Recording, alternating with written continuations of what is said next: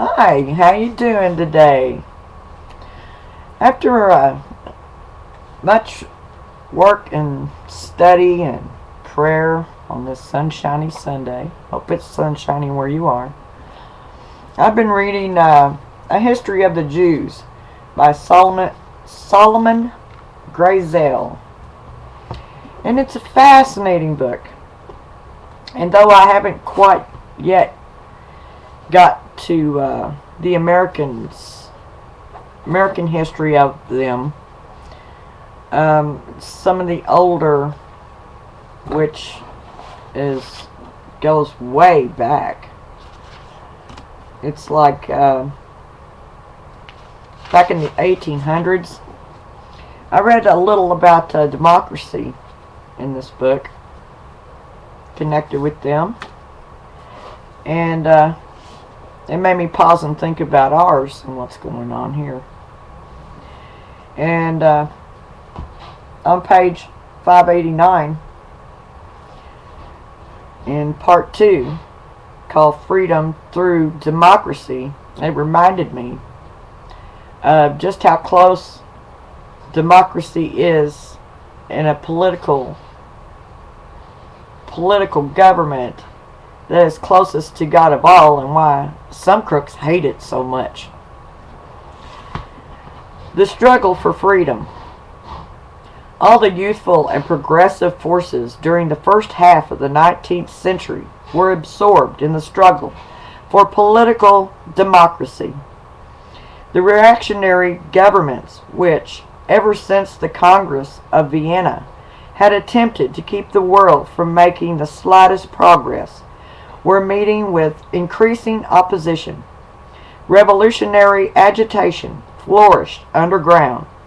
Secret societies and able journalists managed to spread the ideals of democracy and the hatred of tyranny in ways which were the despair of the police and the admiration of the common people. What the reactionary governments failed to see was that the day of a privileged nobility and a landed aristocracy was over, and that, since economic power was already in the hands of the middle class, that class ought to have a voice in the political guidance of the state. While the reactionaries appealed to the divine right of kings, the progressives appealed to the divine rights of man, to liberty, equality, and fraternity, and all the other ideals made popular by the French Revolution. Since the Jews were, economically speaking, members of the middle class, and since it was impossible to exclude them from these broad ideals, the struggle for democracy involved also the political emancipation of the Jews. And it goes on and speaks more, and the next was the new nationalism, but that's another kettle of fish. But still, little religious spats and almost blossoming into wars is still going on to this day between the big churches. And it gets to where on page 594,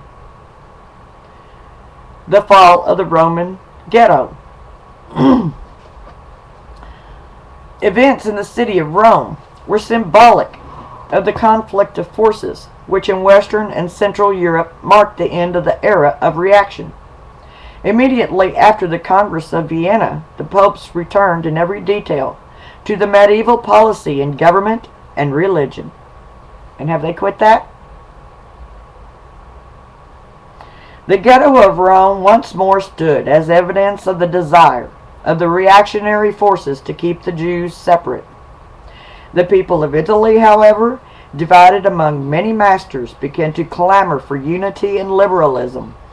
The Jews of northern Italy, at any rate, having long enjoyed more freedom than most other Jews of Europe, freely participated in these movements. A change in the direction of progress were anticipated when Pius IX ascended the papal throne in 1846. Himself of liberal inclination, He surprised the Jews on the night of Passover in 1848 by permitting the removal of the ghetto's gates as evidence of his willingness to improve their lot. But the revolutionary movement among the Italians, quite apart from the Jews, could not be arrested by the Pope's policy of gradual liberalization.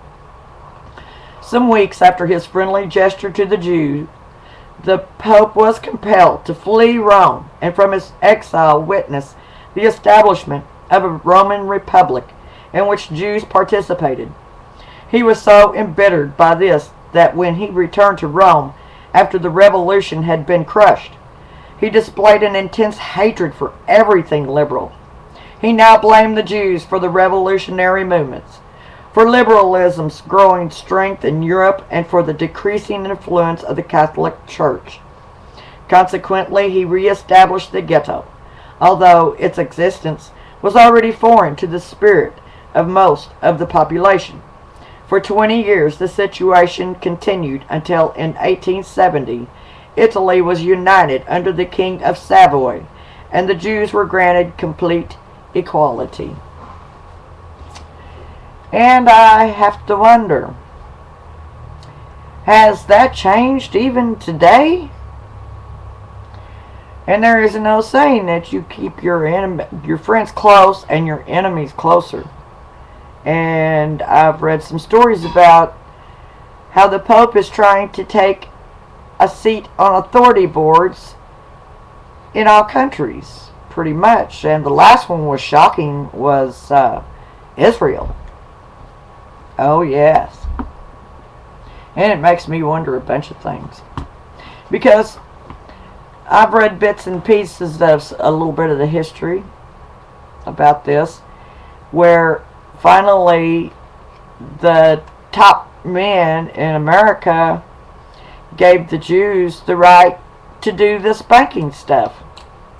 So why are their own people, and of course all the atheists, who call themselves atheists anyway, are bad talking the Jews?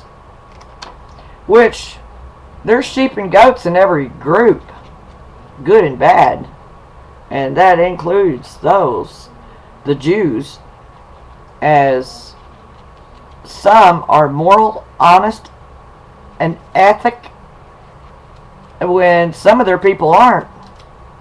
So really, is it time to separate the sheep from the goats, as we should and that God will? Smile questions. Still looking for answers.